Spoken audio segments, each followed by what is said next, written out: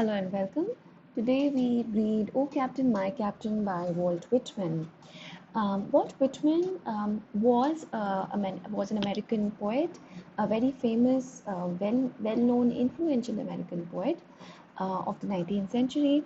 He was also an essayist, and a journalist. He's also called the father of the free verse of America. And when he wrote initially in 1855, his initially poetry collection, that was considered to be a little controversial. Um, but over the years, he's been considered to be one of the finest poets in America. He was, in fact, involved in the American Civil War, and because of his involvement in the Civil War, he had worked in the hospitals. He also was attached to the leaders of the Civil War, especially Abraham Lincoln.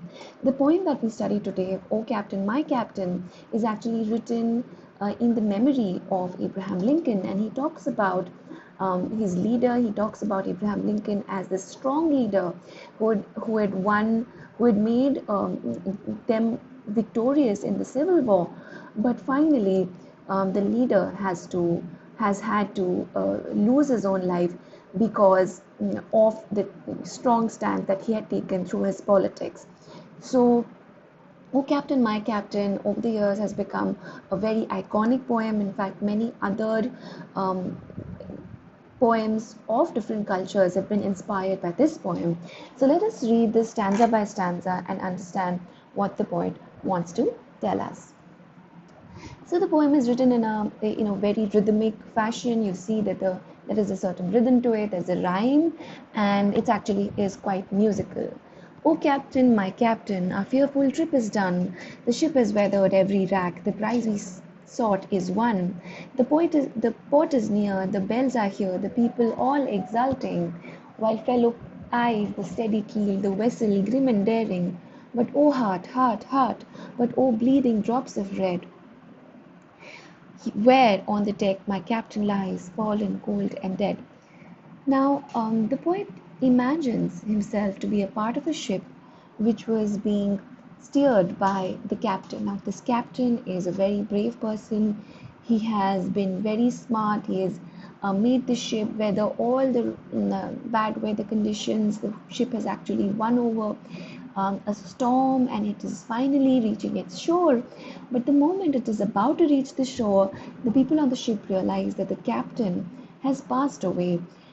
This is in fact an allusion. This is in fact a symbol of the American Civil War. And the American Civil War, for people who do not know, was basically a war between the American northern colonies, the northern states of America, with the southern states of America. The southern states of America actually depended upon plantations, and they supported slavery, and the northern states did not. So, taking this economic reason, or taking this reason of also social and political reason of taking slavery as a cause, the northern states actually fought with the southern states, and finally it was the North which won, and Abraham Lincoln was the one who was leading these states. And Walt Whitman, as I told you, was also involved in the Civil War, and after the death of Abraham Lincoln, he was clearly heartbroken, and this is a poem which he has written with extreme emotion, and he's mourning the death of his leader. Let's look at the next stanza. "O Captain, my Captain, rise up and hear the bells. Rise up, for you the flag is flung, for you the bugle trills. For you bouquets and ribbon wreaths, for you the shores are crowding. For you they call the swaying mast, their eager faces turning. Here, Captain, dear father, this arm beneath your head. It is some dream that on the deck you've fallen cold and dead." Now, the person who is seeing the captain who has passed away, he's not able to actually um, accept the fact that the captain has passed away, and for him it's still a dream. It's like a nightmare that the captain is dead. He says, "Rise up." There's a lot of celebration, that the bugles, the flags, everything is for the captain. It's everything for celebration of the victory. But unfortunately, since the captain has passed away, this victory also would not mean anything to him. And he goes on in the next stanza to say, My captain does not answer, his lips are pale and still. My father does not feel my arm, he has no pulse, no will.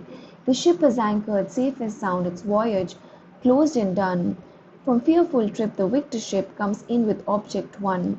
Exult to shores and ring of bells, but I with mournful tread walk the dead, my captain lies, fallen cold and dead. Here the poet says that he's now slowly accepting the fact that the captain is passed away, the captain is no more.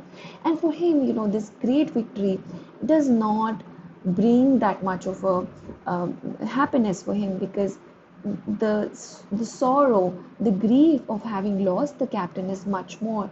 And he says that even though everybody else around him is celebrating, he would not be able to celebrate. He will have a mournful dread, which means that he would walk on the deck of the ship in a sad, slow walk, because he is not able to rejoice in this victory, because for him the pleasure of the victory is gone because of the death of the captain. Exult to shores and ring o bells. He says that others can celebrate if they want to. Everybody should celebrate because it's finally a victory.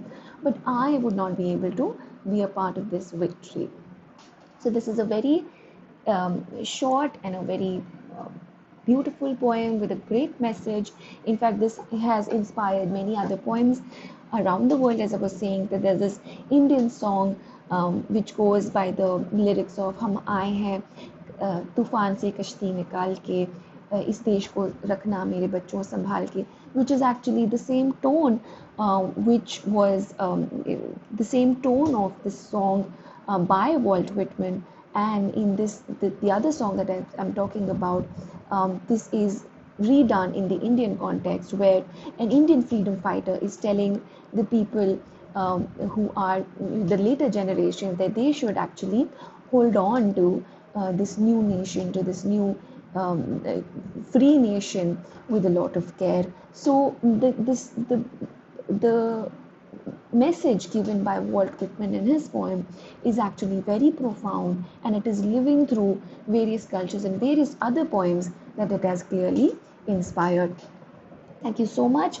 I would see you again with a different video. Please subscribe to my channel, and thank you.